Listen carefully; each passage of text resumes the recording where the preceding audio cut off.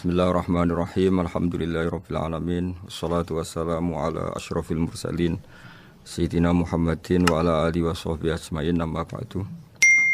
Sahabat Indonesia yang kami hormati, berikut kita mulai kajian tafsir yang dikeluarkan oleh UII. Mari kita mulai dengan surat Al-Baqarah. Bismillahirrahmanirrahim. Alif lam mim dzalikal kitabul la raiba fihi hudal lil muttaqin. Di sini diterjemahkan Alif lam mim ini termasuk ayat-ayat yang oleh para ulama dianggap mutasyabihat. Artinya kita tidak boleh memaksakan maknanya. Kita cukup iman bahwa itu dari Allah Subhanahu wa taala. Ini termasuk ayat-ayat yang kita percaya bahwa ada makna yang diinginkan Allah, tapi kita tidak perlu menduga-duga apa sepersisnya makna itu. Dzalikal kitabul la raiba fihi, kitab ini tidak ada yang diragukan. Hudal lil muttaqin, petunjuk bagi mereka yang bertakwa. Sahabat Indonesia yang kami cintai, yang kami hormati, muttaqin dari kata kerja ittaqa yattaqi ittiqaan. Maknanya adalah menjaga diri. Ada 3 kelas muttaqin dalam terminologi para ulama, istilah yang dikeluarkan para ulama. 1, muttaqin orang yang menghindari perilaku syirik atau perilaku kekafiran. Sehingga menurut para ulama, apapun faseknya seorang mukmin, apapun kelirunya orang mukmin, misalnya pernah mencuri, pernah korupsi, pernah apa saja, masih dianggap mukmin karena dia masih bertauhid la ilaha illallah Muhammadur Rasulullah. Ini muttaqin yang paling kelas pokok, kelas bawah. Kemudian ada muttaqin kelas kedua, yaitu mereka yang menghindari dosa besar tapi tidak bisa menghindari dosa kecil. Misalnya bisa menghindari dosa zina tapi dia bisa menghindari dosa melihat perempuan yang bukan mahramnya, yang bukan halal bagi dia. Ketiga muttaqin paling ideal, yaitu menghindari dosa besar, juga menghindari dosa kecil, bahkan menghindari sesuatu yang tidak penting. Ini yang dalam terminologi ulama disebut para wali atau para ulama, yaitu yang dalam ayat ala inna awliya Allahi la khaufun alaihim wa lahum yahzanun. Ini penting kami jelaskan kelas-kelas muttaqin supaya bahwa mukmin tidak pernah keluar dari status iman meskipun dia pernah melakukan satu kesalahan besar. Karena yang dikatakan mukmin adalah siapapun yang meyakini kebenaran risalah Muhammad, risalah yang dibawa Muhammad, berarti dia mukmin. Soal dia melakukan dosa atau apa saja itu menjadikan dia fasik, tapi tidak keluar dari status mukmin. Ini yang dimaksud dalam sebuah hadis, man qala la ilaha illallah dakhalal jannah. Siapapun yang pernah melafadzkan la ilaha illallah iman, maka dia pasti nanti masuk surga. Kemudian ada beberapa pertanyaan dari para sahabat dengan masa lalu orang itu yang macam-macam, Nabi tetap menjawab meskipun dengan masa lalu yang macam-macam. Sebab itu perlu dikaji serius, sebagaimana ada yang ditafsir Sawi bahwa muttaqin itu dari kata kerja ittaqa yattaqi ittiqaan atau ittaqa yattaqi taqwan. Ini maknanya orang yang menjaga diri. Tentu menjaga diri ini ada yang kelas premium, kelas sempurna. Jadi sesuatu apa saja yang bahaya kita jaga, termasuk dosa kecil, melakukan hal yang tidak penting. Ada orang mukmin yang hanya bisa menjaga dari dosa kekafiran, dosa kemusyrikan. Ini pun dengan segala kesalahannya masih ada kemungkinan dimaafkan Allah. Karena Allah pernah berfirman, innallaha la yaghfiru ayyushraka bihi wa yaghfiru ma duna dzalika liman yasha. Allah tidak akan memaafkan dosa syirik, tapi Allah masih bisa memaafkan atau masih berkenan memaafkan dosa di luar syirik.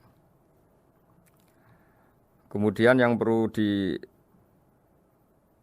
oleh sahabat Indonesia adalah makna la raiba fihi. Ini yang perlu kami ungkap, bahwa Al-Quran ini tidak ada keraguan padanya.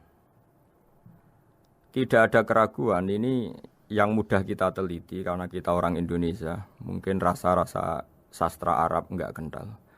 Mari kita teliti dari segi makna, karena makna ini rasa dan rasa itu universal.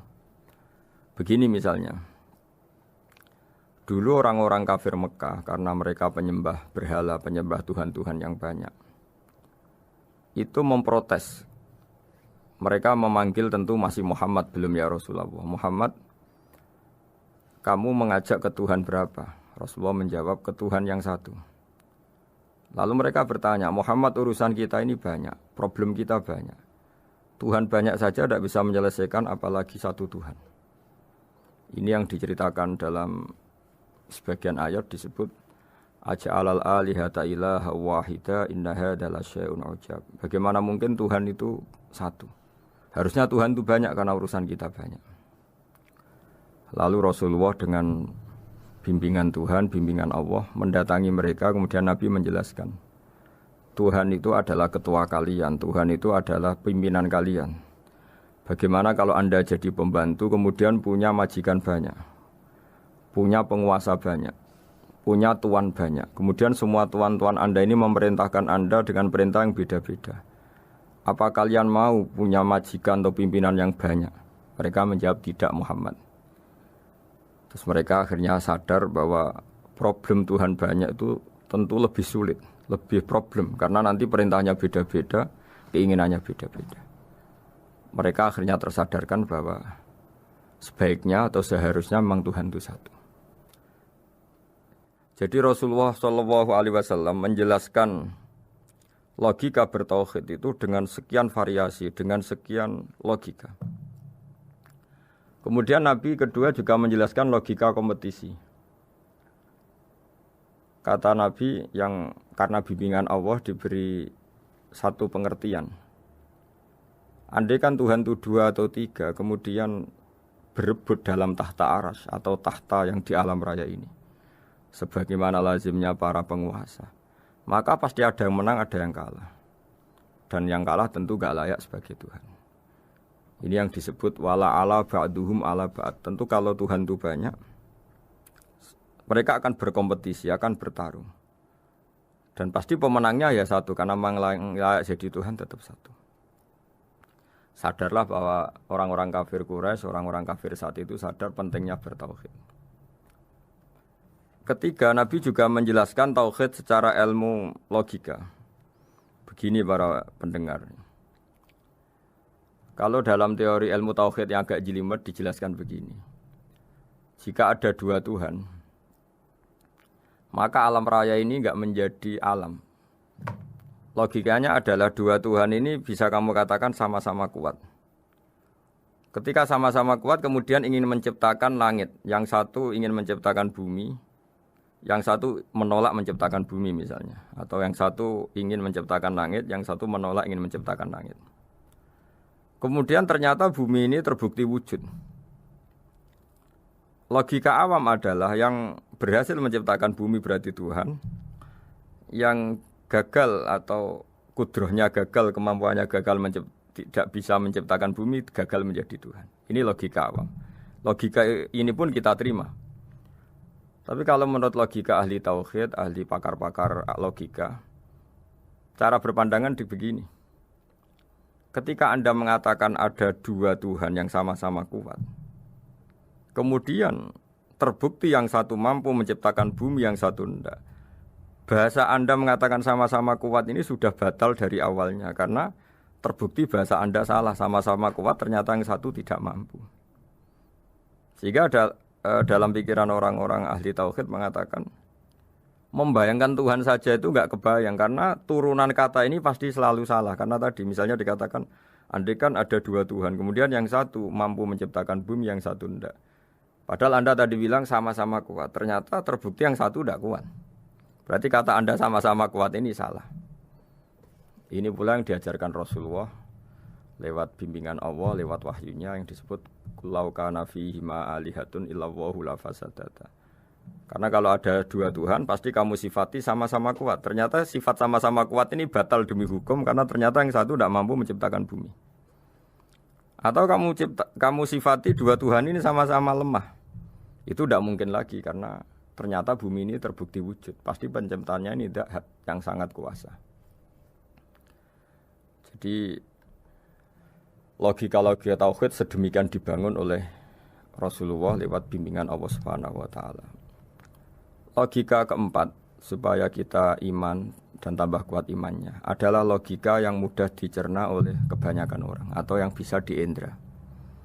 Begini misalnya dalam sebuah ayat di surat Al-Kahfi, kemudian di awal surat Al-Ahqaf, kemudian di sebagian surat At-Tur, ada penjelasan begini.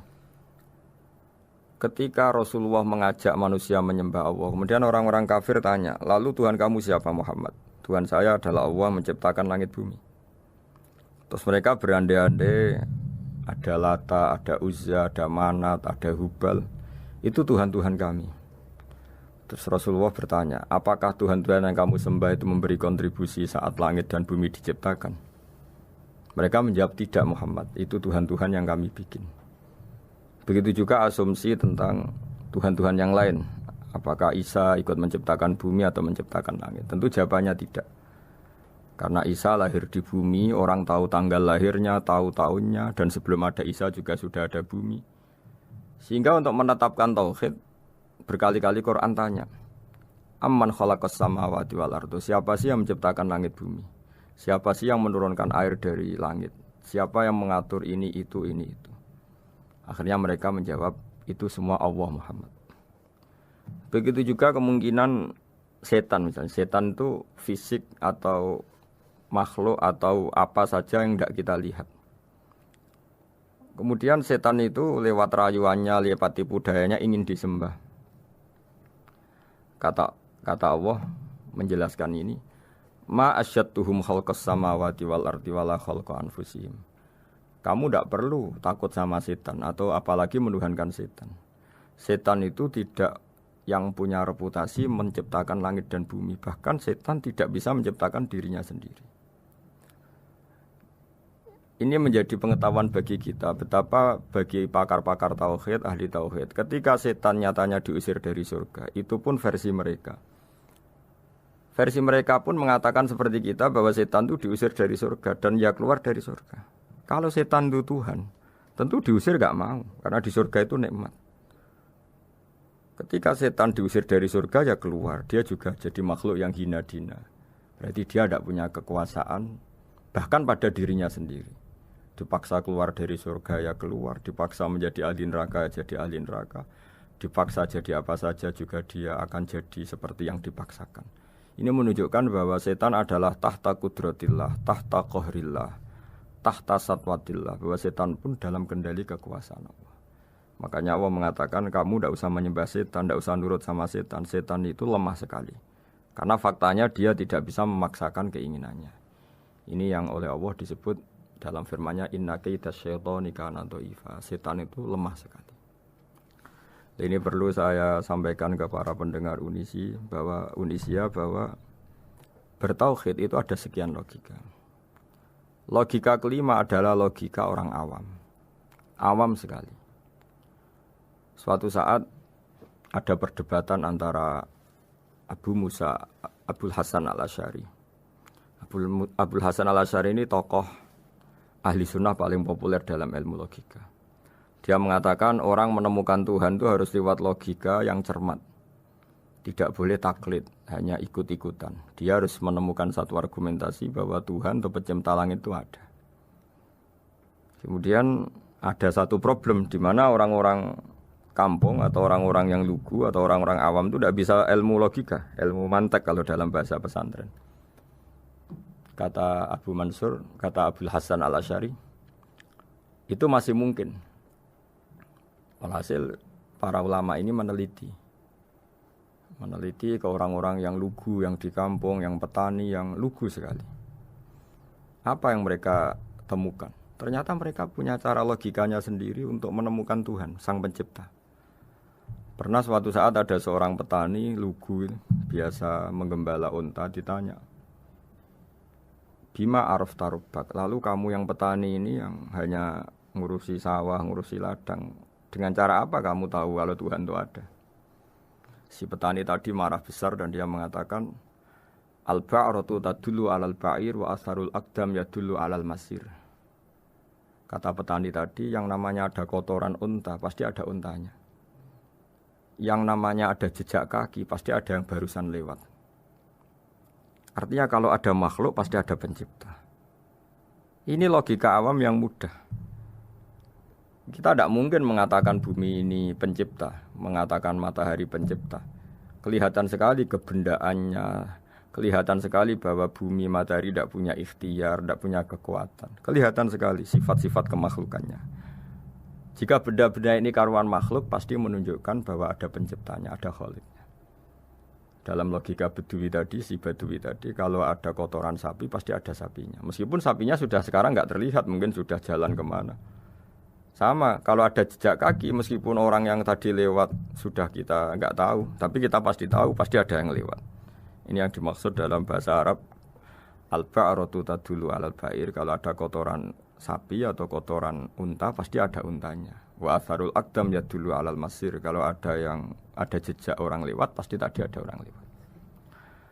Nah, semua metode ini digunakan semua oleh Rasulullah. Logika yang bagi intelektual, logika bagi kaum awam, logika bagi kaum menengah, ya tidak awam, tidak intelektual. Semuanya digunakan, semuanya jadi media untuk memastikan bahwa logika tauhid ini logika pilihan, logika yang benar-benar logika.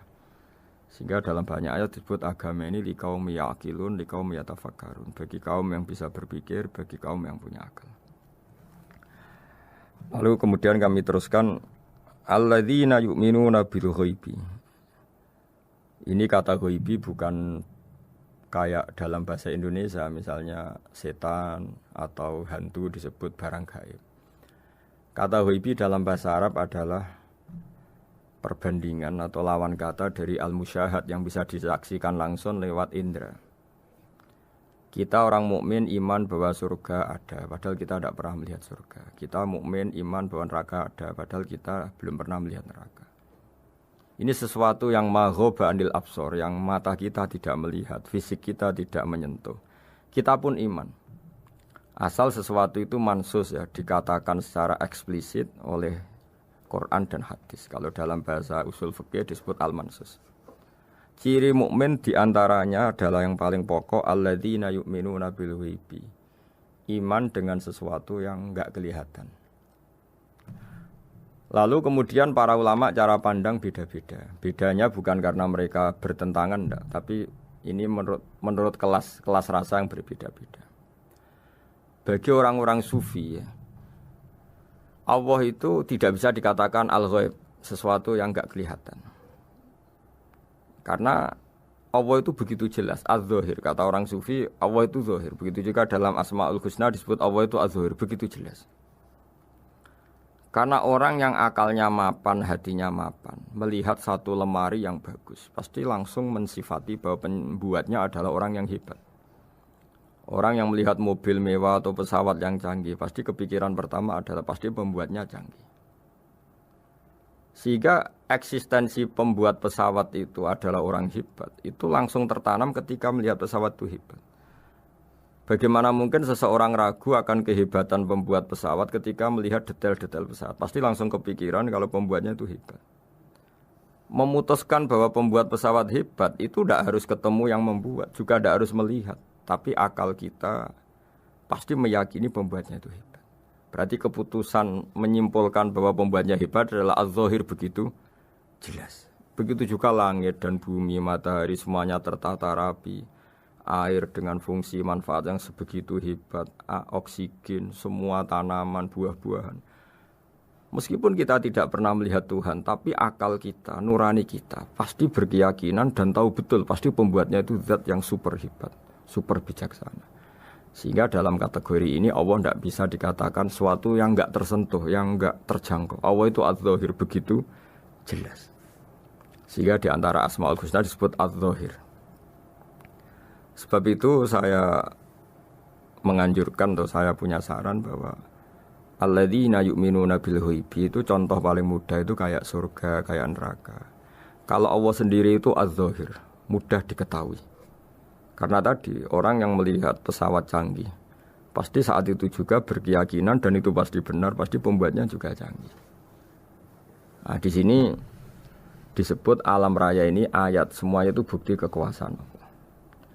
Dalam syair-syair orang sufi masyhur sekali itu wa fi kulli syai'in lahu ayatun yadullu ala annahul wahidu. Setiap sesuatu kejadian di alam raya adalah bukti keesaan Allah, bukti eksistensi Allah Subhanahu wa taala. Sehingga dalam satu kisah normalnya orang itu paling tahu itu dengan dirinya sendiri. Karena dia adalah dia. Tapi kalau Imam Sibawai, seorang pakar nahwu, mengatakan a'raful ma'arif Allah. Di alam raya ini yang paling mudah dikenali itu ya Allah, pencipta. Karena andai kan kita sendirian di hutan, kemudian kita mulai punya akal, kita mungkin tidak tahu diri kita ini siapa. Tapi setidaknya kita langsung menyimpulkan bahwa kita tidak bisa menciptakan diri kita sendiri.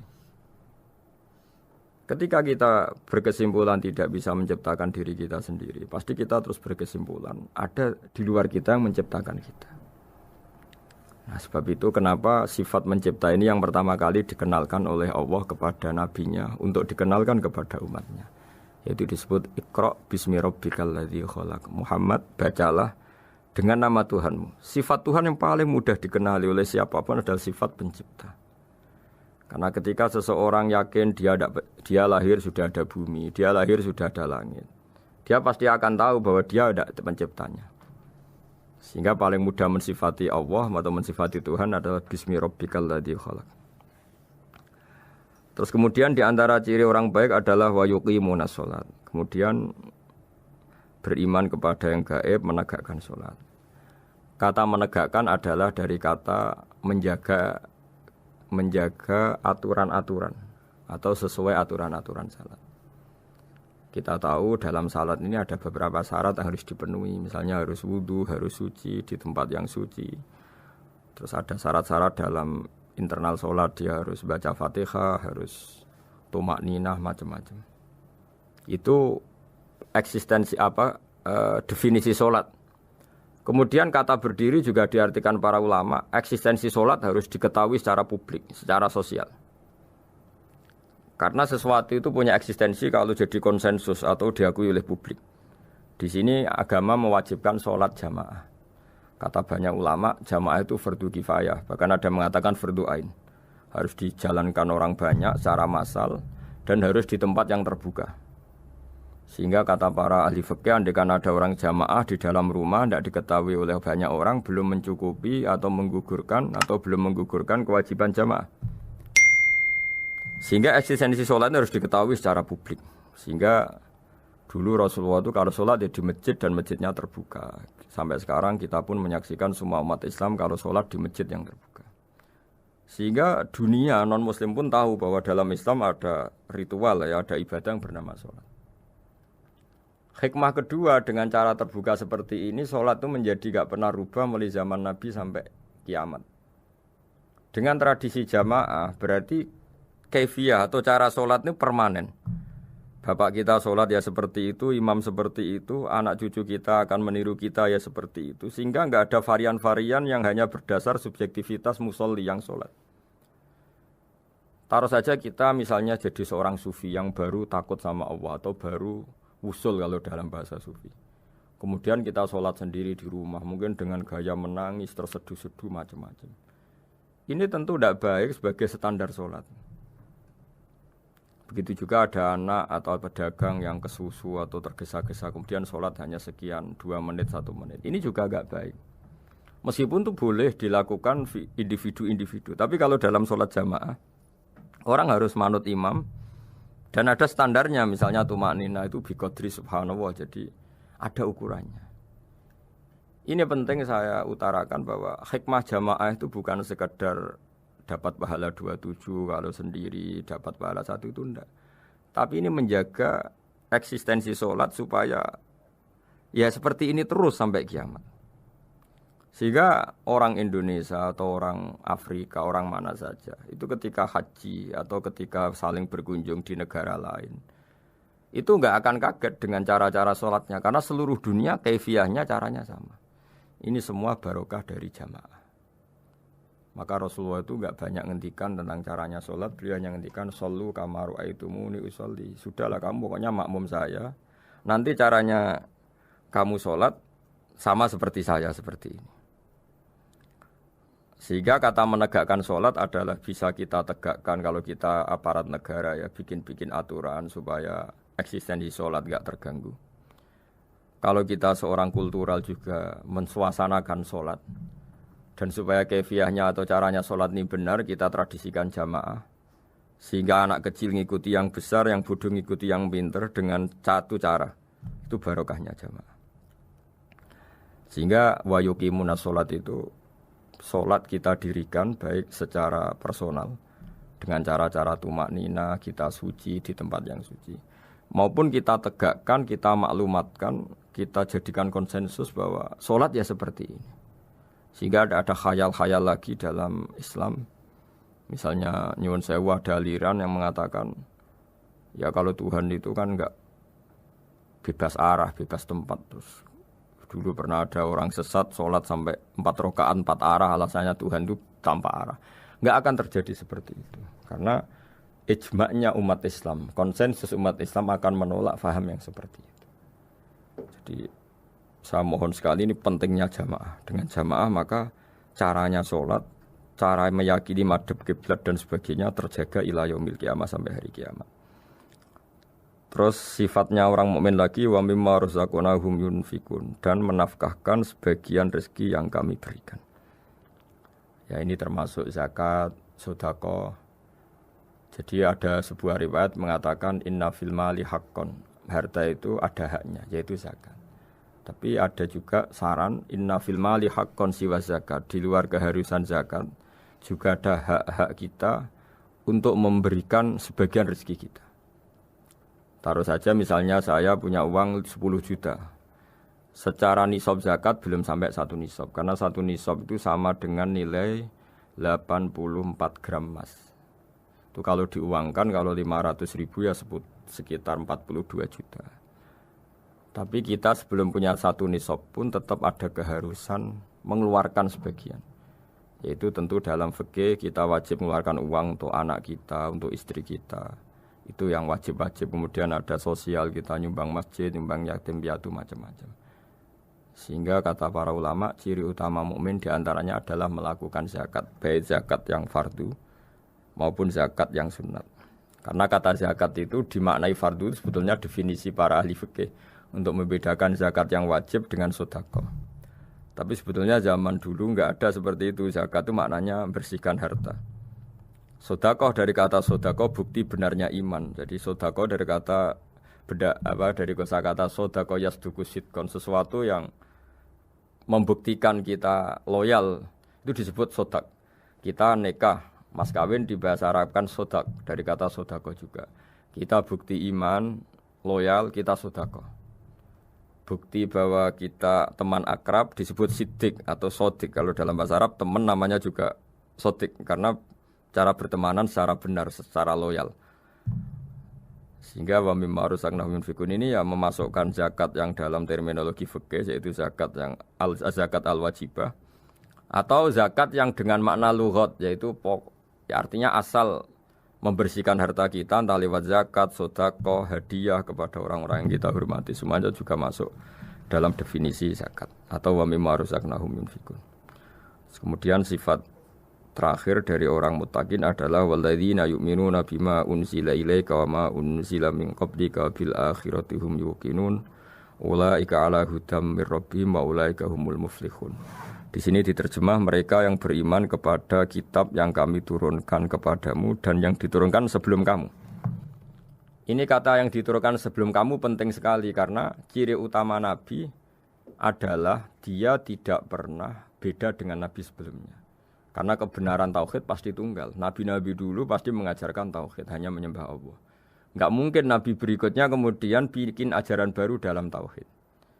Sehingga andaikan semua kitab Injil, Taurat itu masih versi yang orisinil, pasti enggak ada yang beda dengan Quran. Karena ciri utama kebenaran adalah iman dengan Quran dan iman kepada kitab yang diturunkan sebelum Al-Quran.